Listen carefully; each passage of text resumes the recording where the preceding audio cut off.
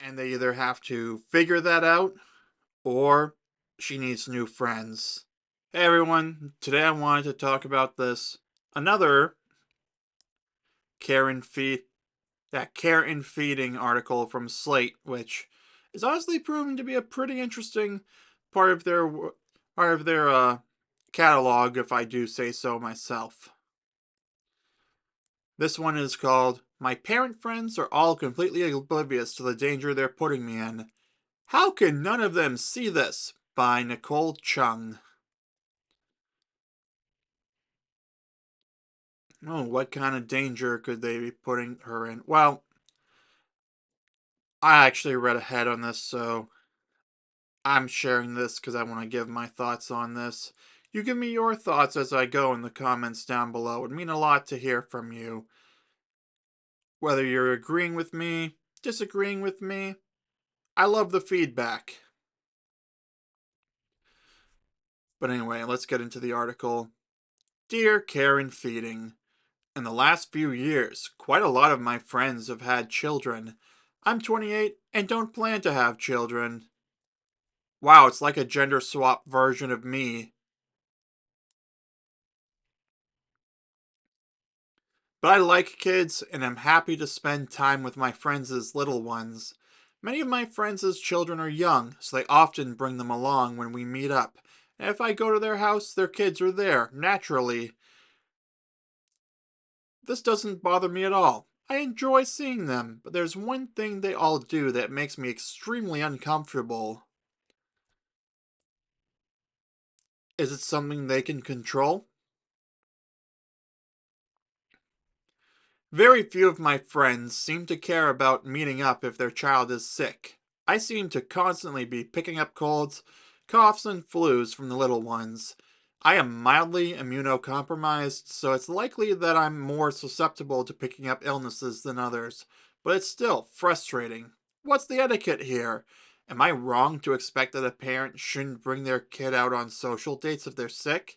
Or should I just grin and bear it and accept that part of having friends with children is sometimes getting those children's germs?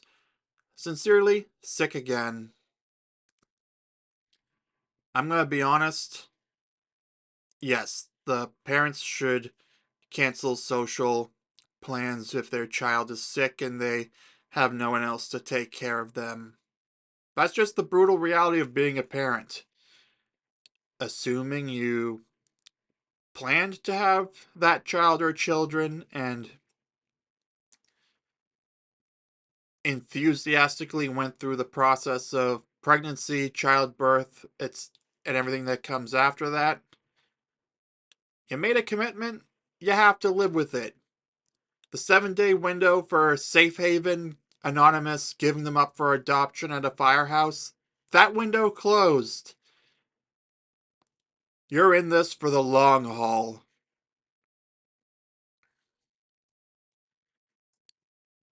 And I've heard other people say that it's irresponsible for adults to come into work or like college classes when they're actually violently ill. If I were genuinely ill, I would change my next therapy session to a remote one because I don't want to get my therapist sick. I don't want to get anyone else who's there sick. Okay, the odds of that would be a lot lower than the therapist because the therapist I would be spending an hour alone in a room with. Like across on opposite sides of the room for the most part. But you get the idea. Anyway, let's see what Karen Feeding has to say about it. Dear Sick Again. Parents of young kids get sick so often that some might not think much of it. It's easy to forget that not everyone is used to spending all winter with some symptom or another. Nor should you have to be. You should feel totally free to let your friends know that you'd like to minimize your germ exposure. It could be something as simple as, I'm really looking forward to seeing you all next week, but if anyone is sick, will you let me know and we can reschedule? If someone in my family might have a touch of something and we have social plans, I always let the other person know. If the other person doesn't want to cancel outright, we might still get together, but have the maybe sick person wear a mask. We've definitely avoided getting or passing along germs that way. Asking for a rain check if someone is sick is perfectly reasonable. No one should be super upset with you for not wanting to get sick. Just keep in mind that little kids are constantly picking up germs, so if you cancel every time it happens, that might mean that you see your parent friends a little less often. Sincerely, Nicole. And that has a link to another more advice that honestly looks really interesting, but I don't want to get off topic with this video. So, in the past, like in the video when I talked about how American public spaces are more family friendly than some make it out to be, in contrast to the whole European setup of how it's not quite the European setup of children being integrated into the lives of adults, but in that video and the why I personally don't want to have kids video, I talked about how the burden is on the person who doesn't have kids to figure it out.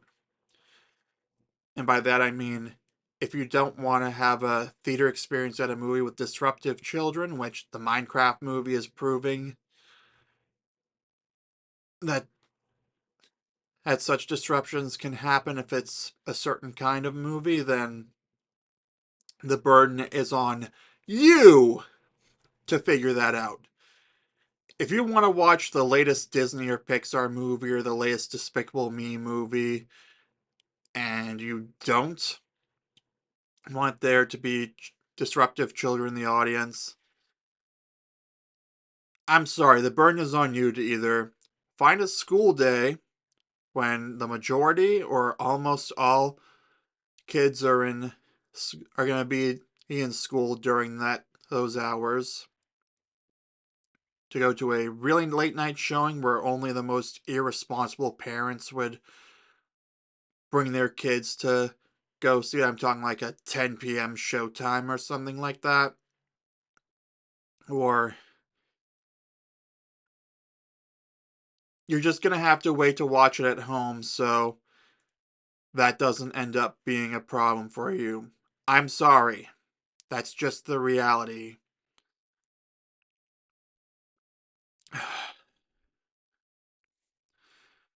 The burden is also on you to choose to go to 21 plus places if you want to avoid being around children in public. The burden is on you to have to order grocery deliveries or online pickup or something like that if you don't want to go into a store and risk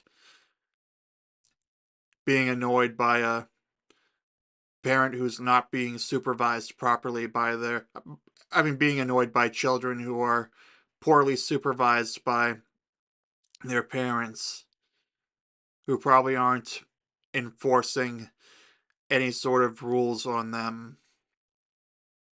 But I digress. In this case, I do think that the parents of the sick children are being irresponsible in bringing their sick children to these social gatherings. Yes. What you sign off as? Yes, sick again needs to establish this boundary. She needs to explain that because of being immunocompromised the way she is, she can't afford to do that. She's going to have to choose between either. She just has to set a boundary. I don't know what else to say. Sure, it would be nice if the parents actually thought things through beyond, if they weren't just first order thinkers. It would be nice if they were like, no, we have to cancel. The kid is sick. We don't want to get you sick. We don't want to make the condition worse, that's another good reason to cancel on things if your kid is sick. And again, you as a parent chose to have that kid. You chose not to give them up to the safe haven adoption. That window closed. You are now responsible for another human being's well being, and you have to prioritize that other human being's well being over your own need for a social life. That being said, sick again needs to bring it up, needs to set the boundary, and they either have to figure that out or she needs new friends. This isn't a problem for me personally because none of my Henriotti have children of their own, so that's not really something we're worried about. I'm not worried about. I'm also not immunocompromised, so granted, I have it a little easier on that front.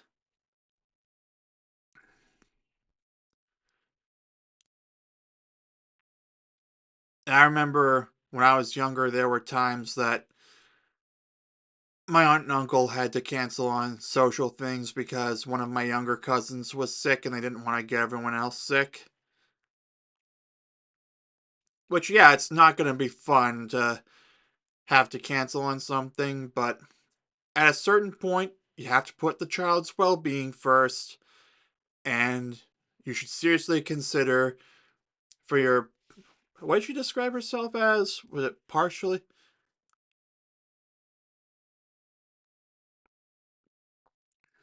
Mildly immunocompromised is how she described herself.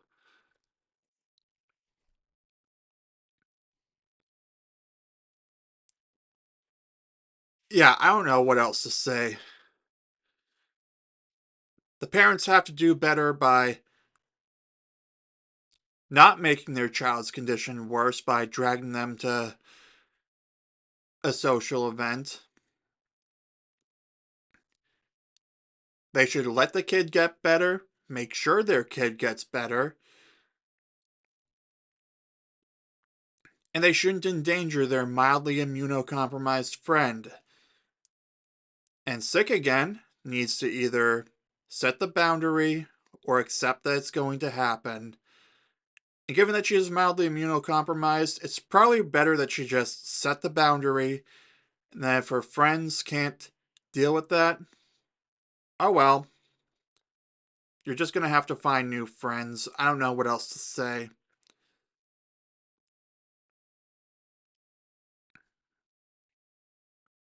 But yeah, you let me know down below who's in the wrong in your opinion. Like me, you could say it either way.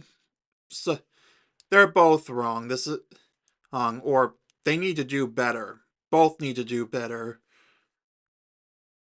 The parents need to do better thinking about the well-being of their children, and they should also know at this point that this friend is mildly immunocompromised. And the mildly immunocompromised person, sick again, needs to set some boundaries. And if that means you don't get to see your friend as often, that's something you're just gonna have to live with.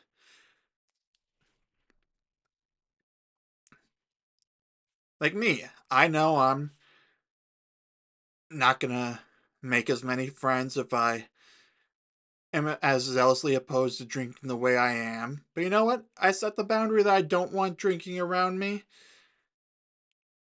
I'm lucky to have friends who respect that boundary, at least when it comes to things that I organize. So I'm just going to leave it here for the video. Comment down below who needs to do better, who you think the burden of doing something about it is on.